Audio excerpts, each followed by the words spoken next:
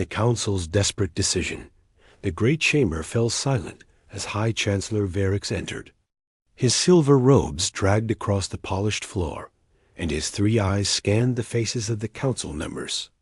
They all looked tired. No, they looked defeated. The war against the Shadowborn had taken everything from them. Their hope, their strength, their future. Varix took his place at the center podium. Around him sat representatives from 47 different species. The Kryn Empire had stood for 12,000 years, protecting the civilized galaxy from chaos and darkness. Now, after only 18 months of war, they were on the brink of total annihilation. The holographic display activated above the podium. Red markers spread across the star map like a disease.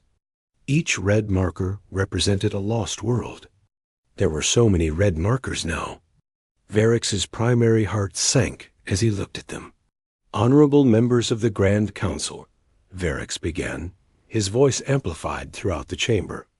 "We have lost the Outer Rim. All 73 colonies are gone. The Shadowburn fleet now advances toward the core worlds. Our military estimates we have 4 months before they reach the capital." A council member from the Phallax species stood up. His name was Corin, and he had been a warrior for 300 years. "How many ships do we have left, Chancellor?" 2,400, Varix answered. The number hung in the air like a death sentence. "And the enemy?" Corin pressed. "Our scouts report at least 8,000 Shadowborn vessels. The number grows daily. They consume everything they conquer and build more ships from the wreckage." The council chamber erupted in panicked voices. Some council members shouted about evacuation plans. Others demanded they surrender and begged for mercy. A few simply wept. Varix raised his hand for silence. "There is one option we have not yet considered. One possibility that was proposed and rejected 5 times in the past year. But we are out of time. We are out of choices." From the back of the chamber, Dr. Alara stood. She was young for a council advisor, only 60 years old. Her species, the Mindari, were known for their telepathic abilities and scientific brilliance. She had been studying something forbidden for the past 6 months. "Chancellor Varix speaks of the humans," Dr. Alara said clearly. Every eye in the chamber turned to her. "I know this proposal has been rejected before. I know the council fears them. But I have spent half a year studying everything we know about human civilization. I believe they are our only chance." Councillor Drath slammed his massive fist on his desk. The reptilian warrior was old and traditional. The humans are quarantined for good reason. They are savage. They war among themselves constantly. They have nearly destroyed their own planet multiple times. We cannot trust them with weapons that could threaten the entire galaxy. Dr. Alara walked to the center of the chamber. She activated her own holographic display. Images appeared showing human history. Ancient battles, world wars, nuclear weapons, and countless conflicts. "You are correct, Councillor Drath. Humans are violent. They have fought each other for their entire recorded history. But look closer at what they accomplish through that violence." The images changed. Now they showed human innovations. Medical breakthroughs, space exploration, artificial intelligence, quantum physics. All of it achieved in less than 10,000 years of civilization. "Humans evolve faster than any species we have ever encountered," Dr. Alara continued. "They went from primitive stone tools to splitting atoms in only 8,000 years. They reached their moon within 70 years of achieving powered flight. They think differently than we do. They solve problems in ways we cannot predict." Corin studied the images carefully. "What makes you think they would help us? We imprisoned them in their own solar system. We have prevented them from exploring the stars for 150 years. They must hate us." "Perhaps," Dr. Alara admitted. "But humans have another quality we desperately need. They form bonds quickly, even with former enemies. Their history shows countless examples of warring nations becoming allies within a single generation. They value loyalty and honor, especially to those who treat them with respect. Varix watched the council members. Some looked interested. Others remained skeptical. He needed to push them toward a decision. Dr. Alara has prepared a presentation, Varix announced. I ask that you all watch with open minds. Our civilization's survival may depend on what we decide today. The lights dimmed. Dr. Alara's holographic presentation began. She showed detailed analysis of human military tactics throughout their history. The council watched in fascination and horror as humans demonstrated their capacity for both incredible brutality and stunning creativity. Notice how they adapt, Dr. Alara narrated. In this battle, they were outnumbered 10-1. Standard military doctrine says they should retreat. Instead, they split their forces, used the terrain, and attacked from unexpected angles. They won despite impossible odds. She showed another example. Here, facing an enemy with superior technology, humans did not try to match that technology. Instead, they changed the rules of engagement entirely. They used guerrilla tactics, psychological warfare, and turned their enemy's strengths into weaknesses. Counselor Yenna, a peaceful species known for diplomacy, spoke softly. But Dr. Alara, these tactics require deception and trickery. The Kryn Empire has always fought with honor. We face our enemies directly. And we are losing, Dr. Alara replied gently. Honorable combat means nothing if our entire civilization is exterminated. The Shadowburn do not care about honor. They only understand destruction. To defeat them, we must become unpredictable. We must do things they cannot anticipate. The presentation continued for another hour. Dr. Alara showed simulations where human tactics were used against the Shadowburn. In every simulation, the unpredictable human strategies created chaos in the enemy formations. The Shadowburn, who relied on perfect coordination and logical warfare, struggled against illogical and creative attacks. When the presentation ended, Varix stood again. I call for a vote. All in favor of lifting the quarantine and requesting human assistance. Asterisk, the vote took several minutes. Council members argued quietly among themselves. Some changed their votes multiple times. Finally, the results appeared on the main display. 20-4 in favor. 23 against. The chamber held its breath. It was the closest vote in Kryn history. The motion passes, Varix declared. We will contact Earth immediately. I will lead the diplomatic mission personally. Counselor Draff stood slowly. His scales rattled with barely contained anger. If this fails, Chancellor, if the humans betray us or prove useless, I will call for your removal from office. If this fails, Counselor, there will be no office to remove me from, Varix replied. There will be nothing left at all. 3 days later, Ambassador Theron stood on the bridge of the diplomatic vessel Peaceful Dawn. Beside him, Dr. Alara reviewed her notes on human psychology and culture. They were approaching the Sol system, home to the quarantined human species. Theron was nervous. He had been a diplomat for 200 years, but he had never attempted first contact with a species his own people had imprisoned. What would he say? How could he possibly convince humans to help those who had denied them the stars? Approaching the quarantine barrier, the ship's pilot announced. Shall I proceed? Deactivate the barrier, Theron ordered. Transmit our identification codes on all frequencies. Make it clear we come in peace. The invisible energy field that had surrounded the Sol system for 150 years flickered and died. For the first time since the Kryn Empire discovered Earth, humans were free to leave their solar system. Almost immediately, alarms blared throughout the Peaceful Dawn. Multiple human vessels approaching at high speed, the pilot reported. They are armed and weapon systems are active. Dr. Alara stepped forward calmly. They are protecting their home. This is expected. Transmit our message of peace again. Add that we request a meeting with their leaders. 30 human warships surrounded the alien vessel. They were crude compared to Kryn technology, but Theron could see they were well armed, and the crews knew how to use them. A transmission came through. The image showed a human in military uniform. His dark eyes studied Theron with obvious suspicion.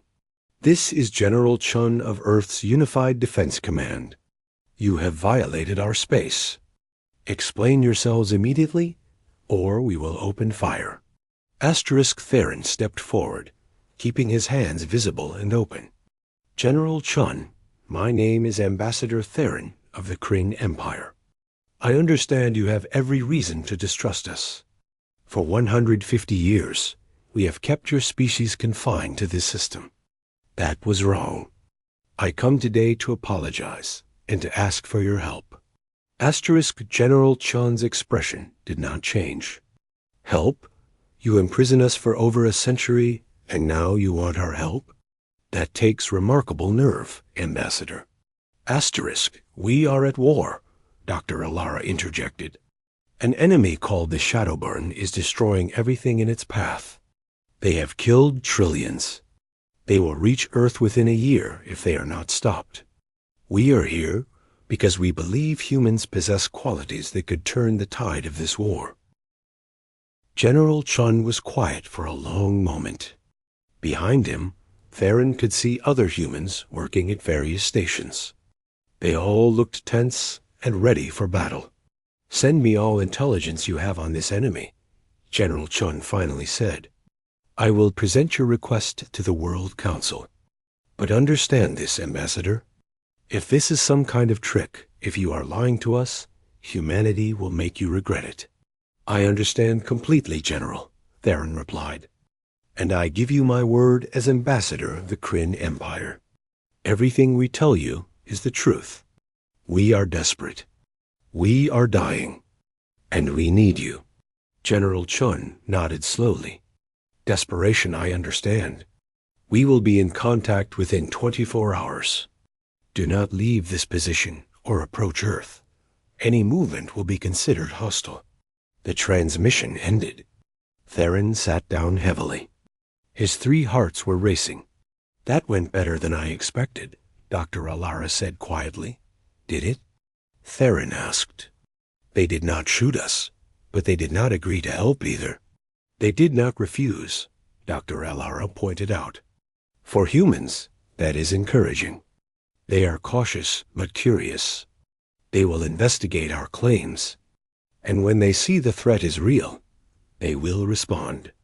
Humans always respond to those who need protecting." Theron hoped she was right. The fate of 47 species now rested on the decision of one. A species they had wronged, imprisoned, and dismissed as too dangerous to join the Galactic community. In less than 1 day, they would have their answer. The galaxy would either gain its greatest weapon against the Shadowborn, or the Kryn Empire would fall into darkness alone. The countdown had begun. Humanity answers the call. General Chun stood in the war room deep beneath the Rocky Mountains. Around the massive circular table sat representatives from every nation on Earth.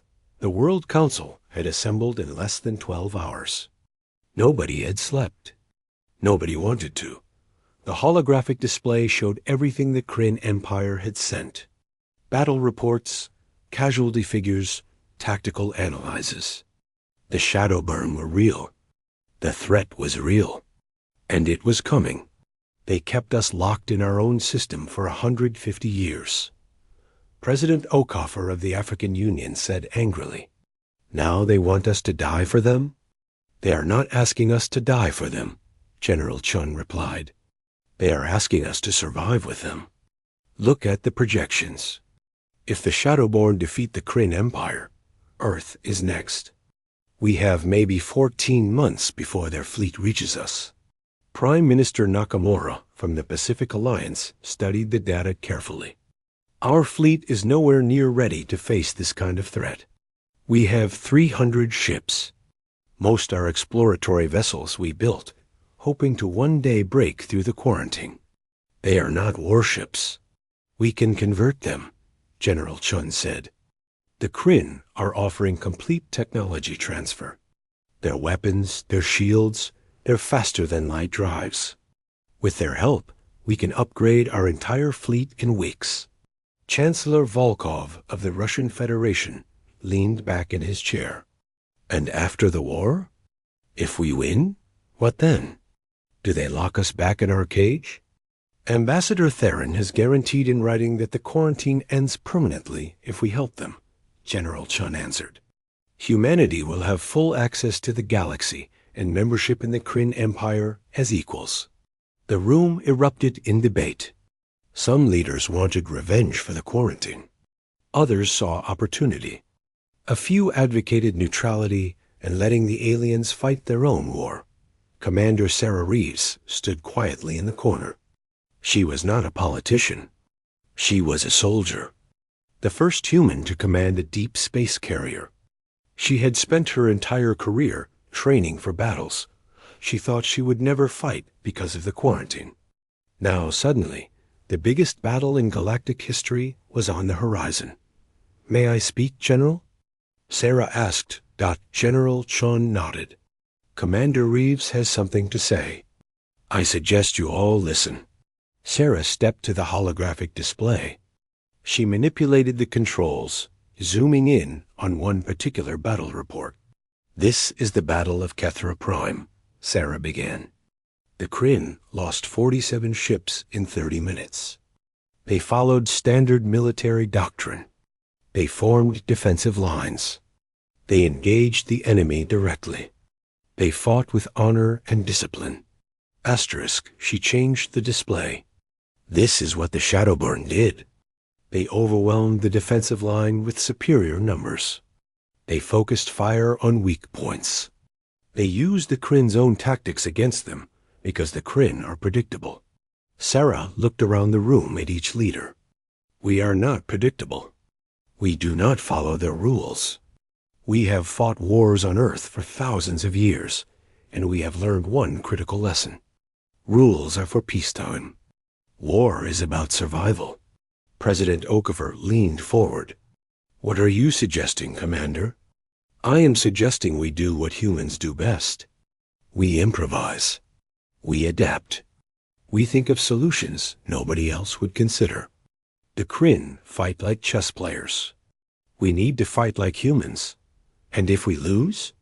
Chancellor Volkov asked. If we commit our forces and still fail? Sarah's expression hardened.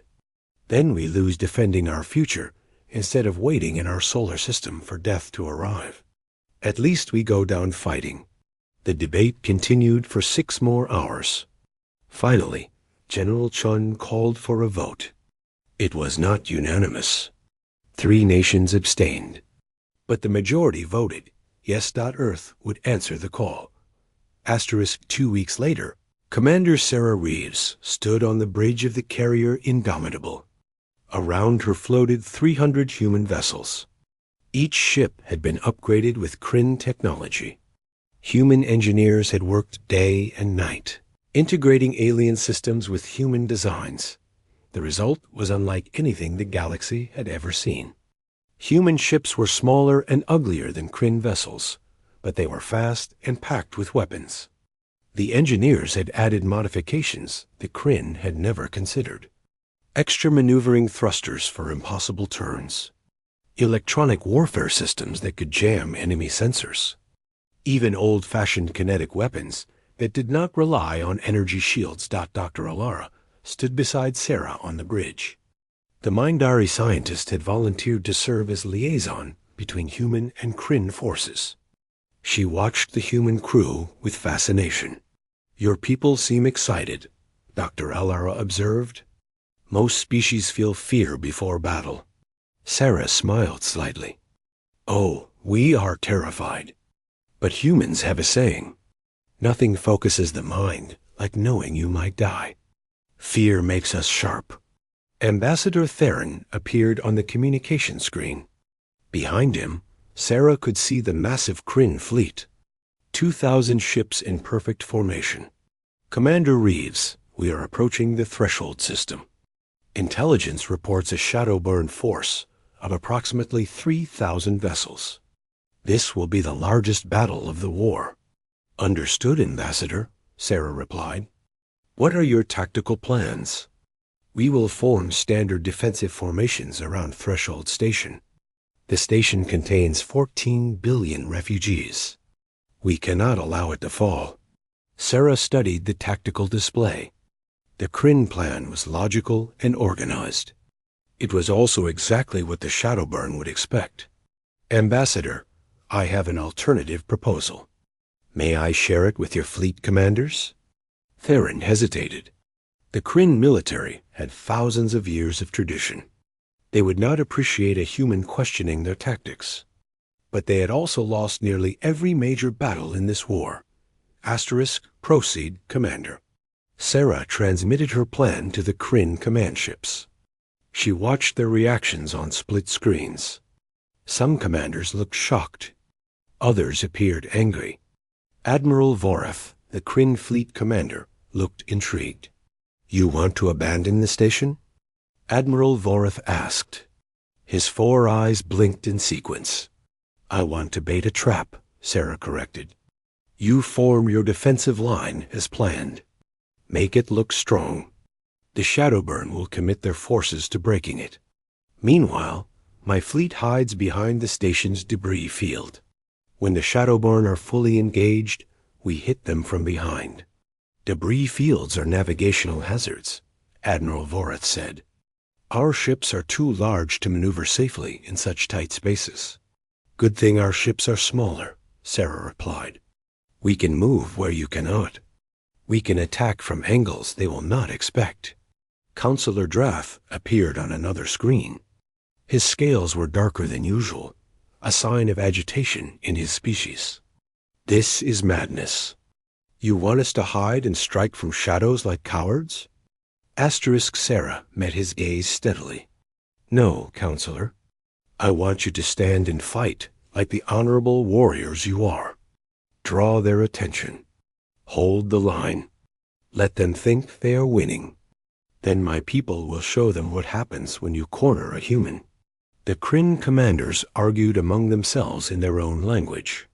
Sarah could not understand the words, but she understood the tone. They were divided. Finally, Admiral Voreth made his decision. We will try the human plan. But Commander Reeves, if this fails, many will die. Many will die anyway, Sarah said quietly. At least this way, we control how the battle unfolds. The Shadowburn fleet arrived exactly on schedule. 3,000 ships of black metal and sharp edges. They moved in perfect synchronization, like a school of predatory fish. The Kryn fleet stood ready. 2,000 ships in defensive formation around Threshold Station. It looked impressive and organized. It looked like every other defensive position the Kryn had used in this war. Behind the station, hidden in the spinning wreckage of old ships and broken satellites, 300 human vessels waited in silence. Engines cold. Weapons ready. Sarah watched from the Indomitable as the Shadowburn attacked. Their tactics were efficient and brutal. They concentrated fire on specific sections of the Kryn line. They exploited every weakness. Within minutes, 50 Kryn ships were destroyed. Admiral Voreth is requesting permission to break formation and counterattack, her communications officer reported. Denied, Sarah said calmly. Tell him to hold the line. Make them commit everything. More Kryn ships died. Sarah forced herself to watch. Each explosion represented hundreds of lives lost. But if they broke the plan now, those deaths would be meaningless. The Shadowburn pushed deeper, confident in their numerical advantage. Their entire fleet was now engaged with the Kryn defensive line. All human ships, Sarah broadcast on the command channel. Execute attack plan Delta. Show them what we brought from Earth. 300 human ships burst from the debris field like hornets from a disturbed nest. They accelerated to speeds that would have torn apart larger vessels. They scattered in dozens of directions, refusing to form predictable patterns. The Shadowburn tried to reorient their fleet, but human ships were already among them. Sarah watched as Captain Martinez led a squadron of fighters through a gap in the enemy formation. They launched missiles at point-blank range before spinning away in directions that violated every rule of space combat. Lieutenant Commander Park commanded a group of converted cargo vessels. They released thousands of small drones that swarmed enemy ships. The drones did not carry weapons. They carried electronic warfare packages that jammed Shadowborn sensors and communications in the chaos. The Kryn fleet pressed their advantage. Admiral Vorath led a countercharge that crashed into the confused Shadowborn center. For the first time in the war, the Shadowborn fleet broke formation. Sarah spotted an opportunity. A Shadowborn command carrier was exposed, separated from its escorts by the swirling battle. This is indomitable. I am making an attack run on the enemy flagship. All nearby units provide covering fire. Commander, that ship is heavily shielded, Dr. Alara warned. Our weapons cannot penetrate its defenses. Then we will not use weapons, Sarah said. She opened a channel to her engineering team. Chief, I need you to overload the main reactor. Set it to explode on my command. The chief engineer's face paled. Ma'am, if we overload the reactor while in combat, there is no guarantee we can evacuate the ship in time. I know, Chief. Prepare evacuation pods, but keep working until I give the order. We are going to ram that carrier. The bridge went silent. Ramming was a desperate tactic. Some called it suicide. Ma'am, her executive officer said quietly, there are 800 crew members on this ship. I know how many people I command. XO, Sarah replied. Her hands were steady on the controls. Trust me. The Indomitable accelerated directly toward the Shadowborn carrier. Enemy fire hammered the human ship's shields. Alarms blared throughout the vessel. Sarah watched the distance close. 3,000 meters. 2,000. 1,000. All hands abandon ship. Repeat, all hands to evacuation pods immediately. The crew did not hesitate. They had trained for this. Within 60 seconds, escape pods were launching from every section of the Indomitable. Sarah waited on the bridge with only Dr. Alara and her navigation officer. Lieutenant Hayes, they needed someone to keep the ship on course. 500 meters.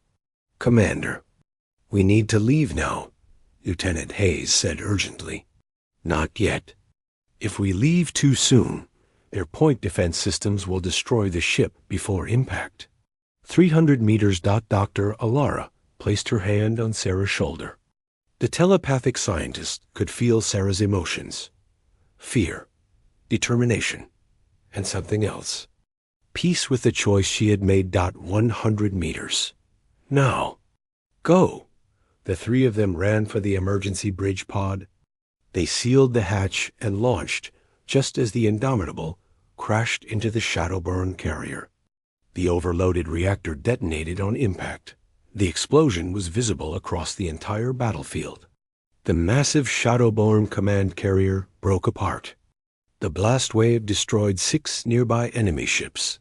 But more importantly, the death of the command carrier disrupted the Shadowburn coordination. Their fleet lost synchronization. Individual ships began making independent decisions. And individual ships could be defeated. The battle raged for 4 more hours. When it finally ended, the Shadowburn fleet had retreated.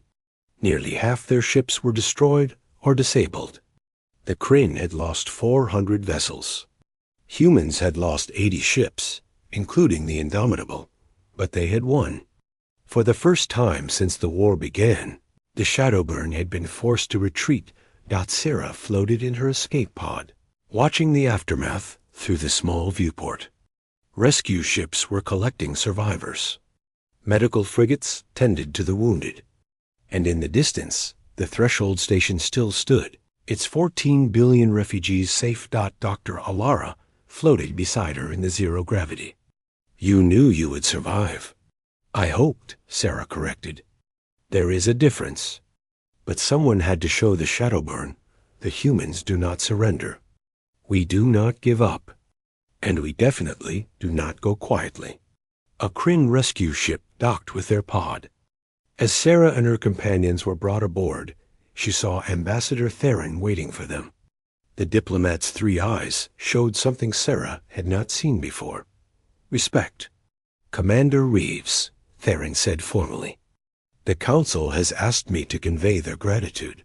Your tactics today saved millions of lives. We did not do it for gratitude, Sarah replied. We did it because it was right. Because everyone deserves a chance to survive. Even species that once imprisoned us. Theron bowed deeply, a gesture of profound respect in Kryn culture. The quarantine is officially ended. Humanity is granted full membership in the Kryn Empire and access to all territories and technologies. You have earned your place among the stars. Sarah looked out the viewport at the human and Kryn ships, working together to secure the battlefield. Engineers from both species were already discussing ways to improve their vessels. Medics were treating wounded without caring what species they belonged to. This was just the beginning. The Shadowburn would return stronger and angrier. But now they would face something they had never encountered before. They would face a galaxy united. And they would face humanity unleashed. Dr. Alara, Sarah said quietly, you studied us for months. You convinced your people we could help. Did we live up to your expectations? The Mindari scientist smiled. Commander, you exceeded them in ways I could never have predicted. I studied human history and thought I understood your species. But I was wrong. I understood what humans have done. Today, I learned what humans are. And what are we? Sarah asked. Survivors, Dr. Alara said simply. The galaxy has many warriors, many scientists, many builders. But humanity? You are survivors. And that is exactly what the galaxy needs right now. As the rescue ship carried them toward the medical frigate, Sarah allowed herself a small smile. Earth had been isolated for 150 years, kept from the stars by those who feared what humans might become. Now the cage was open, and the galaxy was about to discover what humans had always known. When you back humanity into a corner, when you threaten everything they love, when you give them no choice but to fight or die, they will not choose death, they will choose to fight. And they will find a way to win. The war was far from over. The Shadowborn still numbered in the thousands. Many battles remained to be fought. Many lives would still be lost. But for the first time since the war began, the galaxy had hope. And that hope had a name. Humanity *.